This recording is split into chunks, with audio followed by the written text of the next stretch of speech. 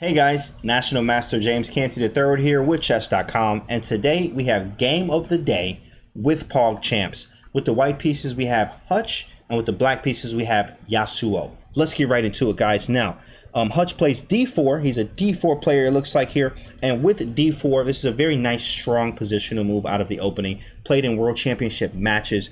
You need to know this move. d4 is very nice. I'm going to claim some space in the center. I'm not getting two pieces out, because usually if I play e4, I can get my bishop or my queen out early. But I still can develop a piece here, and we're just going to see what black does. So Yassuo says, I want to have the same. I'm not going to allow you to just take the center away from me. So he says d5.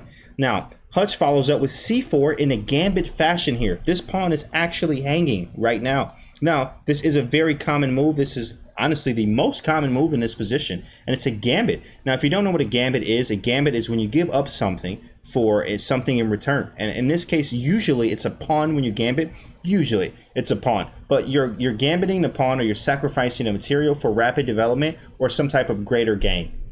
Now with c4, we are going to, we want to bait him into taking the pawn. So if it does happen, we can do stuff like knight to c3, e4 or e3 and take this pawn. And then we have two pawns in the center because we lured this one out of the center to take one of our lesser pawns, which is the c pawn. So c4, c6 played by Yassuo here, just indicating I'm going to defend this pawn, and I want to keep my option of the bishop being open. Because if I play e6, then I do lock it in.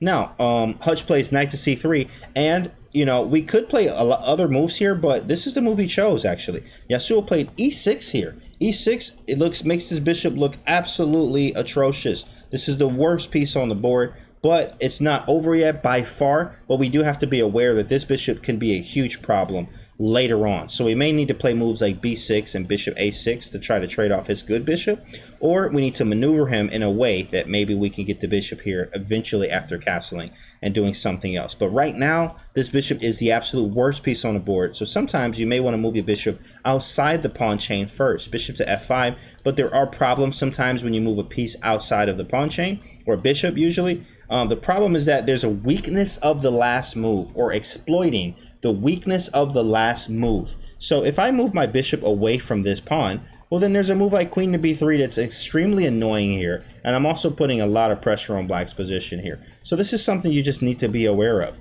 But he does play e6 in this position. After e6, Hutch plays bishop to f4, and he's just going to keep developing. You know, phase 1 is develop these pieces, phase 2 is castle, and phase 3 is everything else. He says, I'm going to just keep developing and just, you know, see what happens. Hopefully it becomes a better position for me. f5 by Yassuo, very interesting move, going into a stone wall Dutch kind of setup here, where there's a wall of pawns here. And this wall of pawns is very, very strong. Looks are very deceiving in chess, but this bishop is very, very bad, but this pawn center is very, very strong. And we'll see later on how strong and things that can happen, and ways that you may be able to pry open or bust open the center as quickly as possible here. So if you see a center or a very strong pawn chain, it is your job to break it up, or else it's just going to become even stronger, especially with the piece play and piece chemistry with your pieces around the pawns. So bishop to f4, we have f5 here, and then white plays knight to f3, developing a third piece here and preparing to castle very soon. Black says bishop to d6, it's time to develop, and I want to get rid of your best piece that is developed. Not a bad move at all here.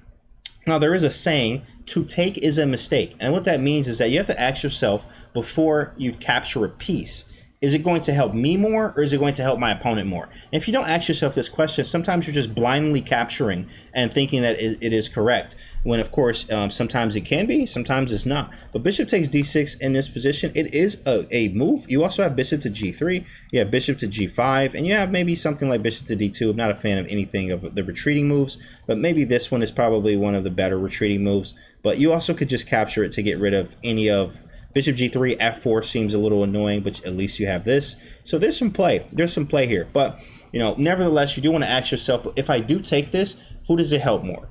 So after bishop takes d6, queen takes d6, it has to be automatic to keep material even and balanced. After queen takes d6, Hutch chooses c5. Very interesting move here. c5 is not the move that you should always be making, but it is something that to be aware of. c5 is actually just saying I'm going to attack you and gain the tempo here, gain a little bit of time. I can also bolster this pawn by b4 and just grab some space. Why not? But the problem with this is that this is a target. This pawn is absolutely a target. When they cross the line, they have to go. And the line right here is the halfway point. This pawn on c5 is in the black's territory. So I absolutely need to get rid of it with moves like b6, or the move. This is the only move that's going to challenge this pawn is b6. And if there's a defensive move to defend it, then I can play a5 to follow and try to break up the center as much as I possibly can so he doesn't play around it and become very annoying. Now black plays queen to e7 because he needs to move his queen out of danger. Queen e7, and then white plays e3. e3, very nice here. Now there's a saying that every time you trade a bishop, you want to put the pawns on the same color of that bishop that you traded. You might want to replay that like 5 times, but you do want to put your pawns on the same color of the bishop that you traded. So we traded our dark square bishop, so we need to put our pawns on the dark squares. Why is that? Well, because you want to make sure that we have open diagonals for my other bishop. And this is going to be a monster of a bishop if we're able to open up more lines and diagonals here. So after e3, there's knight f6 on the board here by Yassuo. Knight f6 is a very good move. I'm going to castle. But the question here, guys, is still, what do we do with this over here? If we don't figure this out, this could be detrimental, and this could absolutely be a loss because we're only using 3 pieces out of the 6 we have on the board here. Now, knight e4 is a very strong move, taking advantage of this center that we just have total control, total square domination here on e4. And the only way we could get something here as white is to play f3 after removing our knight from this square, which it has to be a move sometimes when you face these type of strong squares like this. Knight f6, bishop to d3. He's just saying I'm going to develop, keep some pressure here. It's indirect, but you can't really do anything right now. And black says, knight e4, I'm going to take over this square because it is my square, and I'm going to put my piece there. Knight e4, very strong move. Please don't take with the knight, guys. If you are watching this at home, do not ever take this with the knight unless it's tactically inclined and it works. If taking with the knight immediately loses to either capture here, and you're going to lose even more material because there's a fork. There's a fork. No good, right? And taking with the bishop is not, it's not that it's bad, but now we have this pawn in the center, which is extremely annoying. Knight e5 could be a thing, maybe threatening queen h5, and also playing f3 later on to break up the center once again. But Hutch says, I'm going to play queen c2. I'm not going to do any of that. I'm just going to kind of sit here, and I don't know if I'm going to castle this way or this way. I don't know yet. Let's just see what happens. Black says, you know what? Time to castle. Get my king out of the center. This is phase 2. And then phase 3 is everything else. But of course, we still are missing some of phase 1 here because this bishop can't move. It's pretty bad. This knight, it hasn't moved at all either. It's just not the best position for black right here. Now, next move was castle by white. And white, on the contrary, has a very good position as opposed to black. But looking at the development here, we have 2 knights developed. We have a bishop. The queen's off the back rank. The rooks are connected. Excellent. Only thing we don't have is the e4 square, which is a big square. I mean, we do have the e5 square, but this one's a big square, and it's kind of annoying. So a move like knight e5, followed by f3 to kick this knight is definitely in the future here for me. Now, b5. He plays b5 here. Remember, we talked about he's going to play b6 to break this up. Instead, he chose b5. Now, you don't have to en passant this at all, which is this right here. If you're not familiar with en passant, this is the rule here. I have passed this pawn, and I can capture this because you've passed the square that I can actually capture. If you play it one time, I can capture it, but you played it twice, which still allows me to capture this pawn. So after taking on b6, look at this. Now, I have a nice center here. Black has c5 and bishop a6 to trade off this bishop. So this is extremely important. Now it doesn't look so bad for black anymore. This bishop looks really good. It actually almost looks like the tables have turned, and white is not in the greatest position because of strategic advances here. So going back, he actually said, I'm not going to take that at all. I'm actually going to bolster my pawn center too and make sure everything's very nice and solid. And I don't have a bishop inside my pawn chain, so this is even more justified for me. So b4 was played. Black plays an interesting move here. Yassuo says, rook f6. Now, guys, when you rook lift, this is what they call this. When you rook lift, you have an intention in mind. You're ready to attack stuff. Rook f6 is all about all-out attacking. So if I'm going to play rook f6 for future references, guys, what you could do is play stuff like g5, g4, rook h6, and just try to to pile everything on this side of the board. Usually it takes 3 pieces for a successful attack. Not all the time, sometimes it's 2, but usually you need that 3rd piece to help out here. So because we're only using these 3 pieces, we need more material, we need more ammunition. So G5, G4, moving the knights and bishops over here, or bishop, to try to do whatever we can on this side of the board where the king sits. Now after rook f6, knight e5 was played by Hutch here. He says, you know what, I'm going to put my knight in the center because you did the same thing. Excellent square for this knight. I can play f3 now and kick this knight, and I can also play f4 right after, just to make my knight even better. Okay, knight to e5. Rook h6 here for Yassuo as he's threatening h2. This looks a little scary for white here. So let's see what white did. Knight takes c4. He said, I'm tired of this knight. Time to get rid of them. If they cross the line, they got to go. I would have played f3 just to kick the knight, but you have to get rid of this knight. So he did capture on e4. F takes e4, and then bishop back to e2. So he gets his bishop to the best square, the only square, without being in trouble. And then black plays queen to c7. Now Yassuo could have played queen to h4, but queen h4, guys, this is why it takes 3 pieces usually for a successful attack. All I have to do is play h3, and after h3 you have no more checkmate anymore.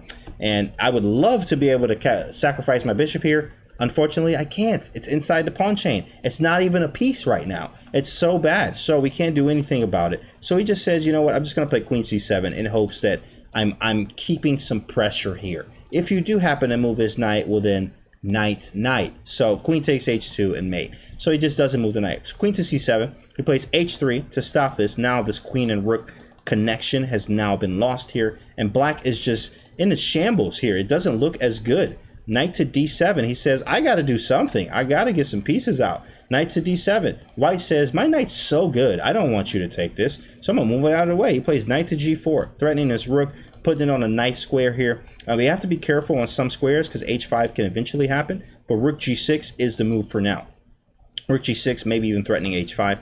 f3 was played by Hutch, finally breaking up this center, because this is annoying. So we have to break this up. This is an automatic move. So great job by Hutch realizing that and playing f3 to break up the center immediately. Knight f6, it looks like it's a little bit too late at this point. Knight to f6 as we're going to make some trades here. He goes back to e5 with the knight, but we also could win material immediately after knight takes f6, followed by taking the pawn here.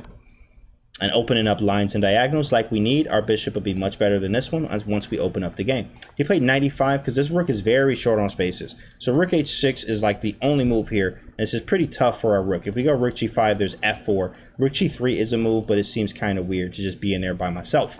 So rook to h6, he goes back to the square that he was on before, not hitting anything. We're just getting out of danger. And now Hutch plays a very nice, quiet move, which is like rook f2. This is a quiet move because it's like preparing things. The best attacks are prepared. So after rook f2, what do you think he's going to do? What do you think White's next move is? Especially after a move like played in the game, bishop to g7. White to move, what do you actually play? Hutch here actually doubled the rooks. And if you are going to double the rooks, you are 100% correct. Absolutely. I'm just going to keep some pressure here. Who knows what can happen? Watch this. Black plays bishop to e8. Look at that. He figured out how to get the bishop in the game. Unfortunately, it's a little bit too late because there's not real chances with this bishop over here. It's just kind of sitting and the rook's not helping either. But we are holding still. White plays f takes e4. I'm going to open up this file. I need to open this file. Please take with your pawn, with your knight. I would love for you to take with your knight. So there's checkmate on f8.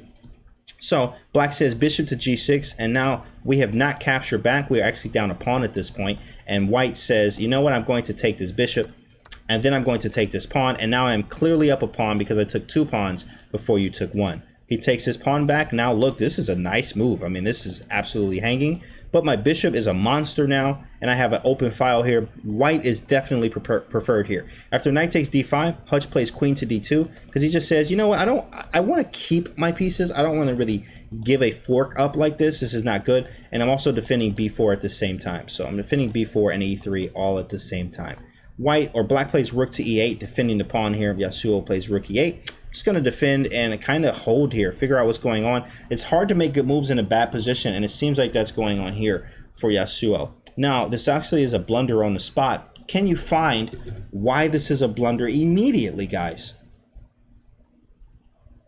You are correct if you said bishop to h5. Bishop to h5 wins material on the spot here. Hard to make, it moves in a bad position. Rooks are now skewered, and I'm getting one of them no matter what. So black plays queen to g3 just to make some things happen. Maybe knight takes 3 is in the air. And knight takes e3. Bishop takes g6. And then queen takes g6.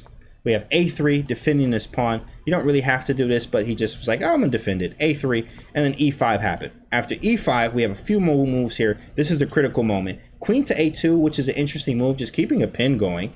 And then you have e takes d4, and then e takes d4. And here's the move that sealed the deal right here, guys. This is the move. This right here is over. He played king h8. Whoa, mind-blowing. Mind-blowing. King h8 loses on the spot, guys. Can you find the move? White to move, and Hutch found it. If you said rook f8, you are 1000% correct. Rook f8 ends the game on the spot. Rook f8 check, and there's nothing to do. My king is in the corner. I should have never moved my king from g8, but it was a kind of like a setup in a way, because it was just annoying to sit there in a pin.